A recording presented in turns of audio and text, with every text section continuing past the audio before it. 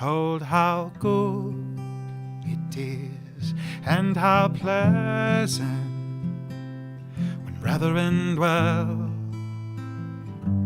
in unity.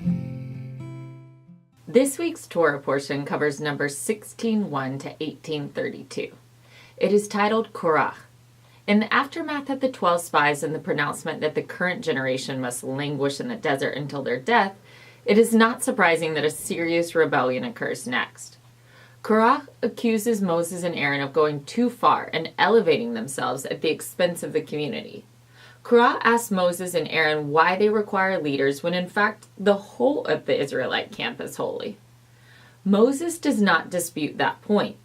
In the commandment of the tasseled garment, or tefillin, in the preceding chapters, Moses had just reminded them that they are a consecrated people. However, Moses intuits that Korach's call for greater equality is not sincere. Korach is not a populist. He wants a position of power for himself.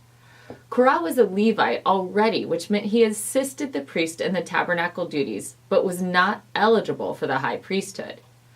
A hierarchy existed among the Israelites where the descendants of Aaron outranked the rest of the Levites. The genealogy in Numbers 3 shows that Korach's father was brothers with Moses and Aaron's father. That makes Moses, Aaron, and Korach first cousins. Korach's birth was significant enough that it is mentioned in Exodus 6:21. His familial equals occupied positions far higher than him. Korach joined forces with Datan and Aviram from the tribe of Reuben.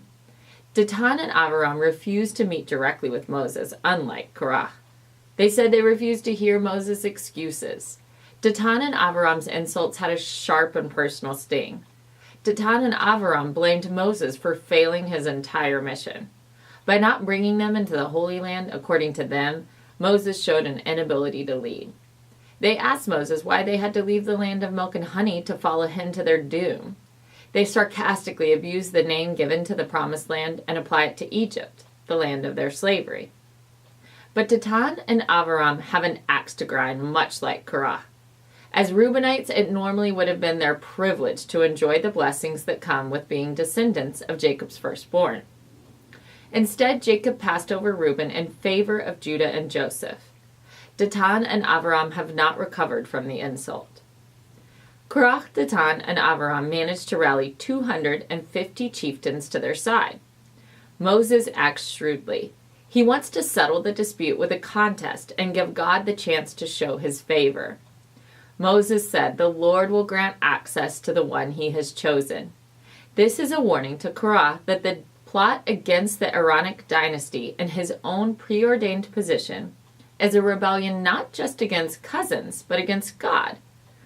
Meeting at the entrance to the tabernacle, they brought fire and incense. God told Moses and Aaron to stand back. He also warned the rest of Korach's multitude to step aside. What happens next is a three-part death spree. First, Moses announces to the people that they will only know if God is angry with Korach if he makes the ground open up and swallow them alive. He warns Korach, "You have started something that you won't be able to finish." During the Exodus, Moses witnessed earth-shaking miracles regularly. That gave him a wide imagination for the means by which God could act. As soon as Moses issued the eerily specific warning, the rebels and all near them and all their possessions were swallowed up by the earth. They were essentially buried alive. Next, Korach's 250 leaders and the insurgents were preparing the incense for the fire pans when they were suddenly killed by holy fire. Finally, thousands more died over the coming day from a plague in the camp. 5 times more people died in the wake of Korach's rebellion than the golden calf episode. Instead of trembling in fear, the people have an unusual response. They cry out to God and ask, "Oh God, if one man sins, will you be angry with the whole community?" It's a valid question. In Deuteronomy 24:6, God made a promise, "The father shall not be put to death for the children, neither shall the children be put to death for the fathers. Every man shall be put to death for his own sin." God has already told them that under his power and domain, each individual soul is accountable to God on its own.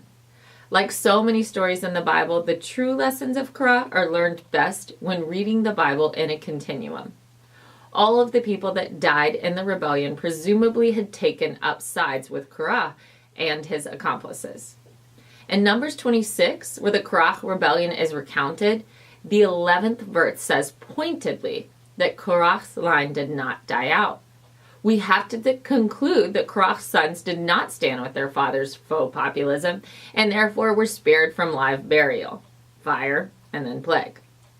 The descendants of Korach's sons became critical figures in the rest of the Jewish story. Samuel, the venerated leader of the Israelites and the head of the school of the prophets, dedicated to God from birth, who stood as Israel's last judge and was trusted to select the first king and oversee the nation's transition from judgeship to kingship. Samuel was a descendant of Korach. 1 Chronicles chapter 6 lists Samuel as a descendant of Korach. The descendants of Korach continued in their Levitical duties for hundreds more years, apparently never protesting again the dynastic nature of the priestly class.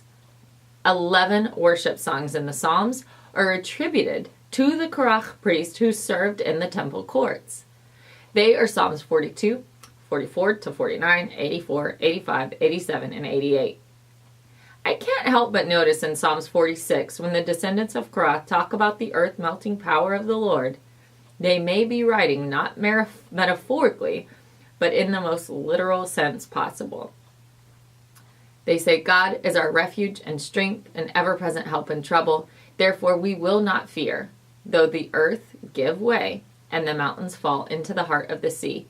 Though its waters roar and foam and the mountains quake with their surging, there is a river whose streams make glad the city of God, the holy place where the Most High dwells. God is within her, she will not fall. God will help her at break of day.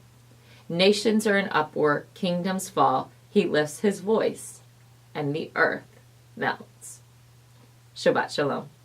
Behold how good it is, and how pleasant when brethren dwell